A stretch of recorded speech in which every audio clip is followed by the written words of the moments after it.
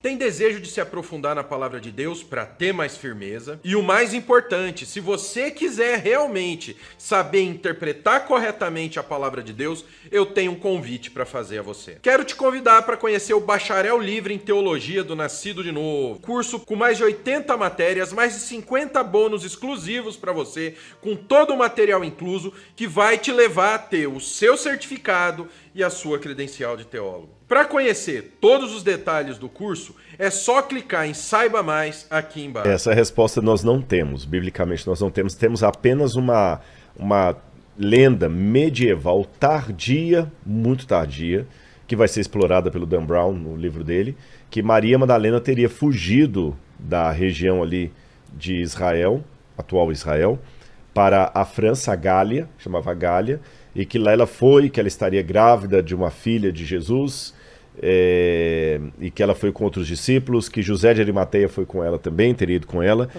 para protegê-la, e que ela ficou ali, mas isso é uma lenda tardia, muito posterior à época de Jesus, e a gente não pode apostar as fichas nisso não, é apenas uma lenda medieval. O que aconteceu de fato com ela depois disso é um silêncio. A única coisa que a gente sabe é que talvez ela esteve lá no Pentecostes, porque fala que estavam reunidos no cenáculo 120 que Jesus tinha como discípulos, e ela provavelmente estava entre aqueles que receberam o dom do Espírito Santo ali de falar em línguas. Mas todo pesquisador, todo estudioso sério refuta essa ideia. Refuta, exatamente. Exatamente, esse negócio da H, não. Nenhuma evidência, não existe nada que minimamente... Só teóricos da conspiração, embora... Deve ter alguma coisa para eles se basearem. Tem uma coisa assim, você falou de historiadores sérios, mas teve, por exemplo, uma pesquisadora até da Inglaterra, há pouco tempo, que ela teve um mico tremendo, porque ela é bem feminista. E quando eu falo feminista, deixa eu explicar o que eu quero dizer com feminista.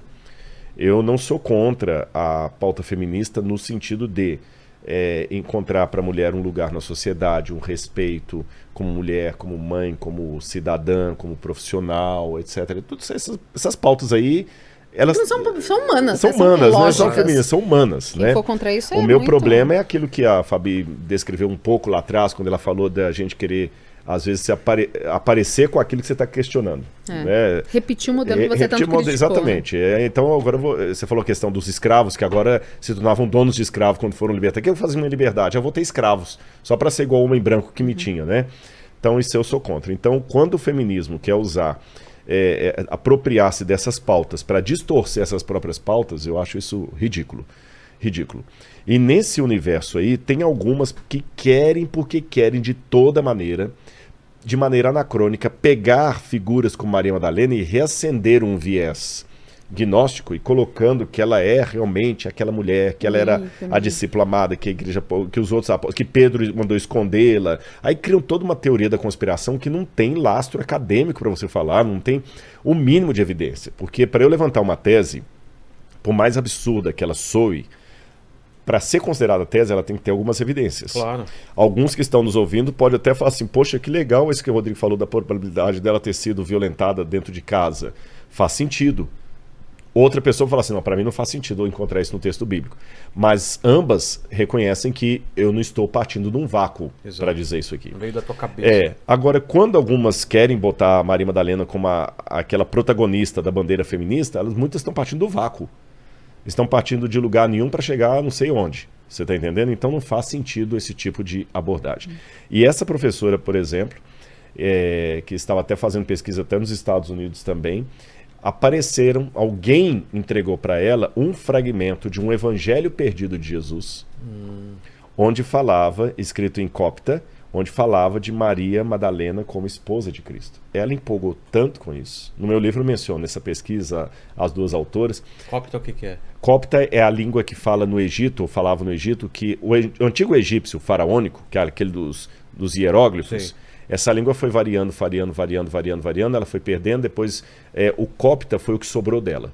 Tá. E o copta foi falado no Egito até por volta do século XIX, onde ele foi depois substituído pelo árabe. Antes disso ele já tinha, no século XV, XVI, o árabe já estava chegando no Egito, mas oficialmente, século XIX, ele deixou de ser falado copta, passou a ser falado árabe de maneira oficial, E o copta, ele ficou limitado a ser a língua da liturgia da igreja cristã copta. Então ela acha esse trecho o copta.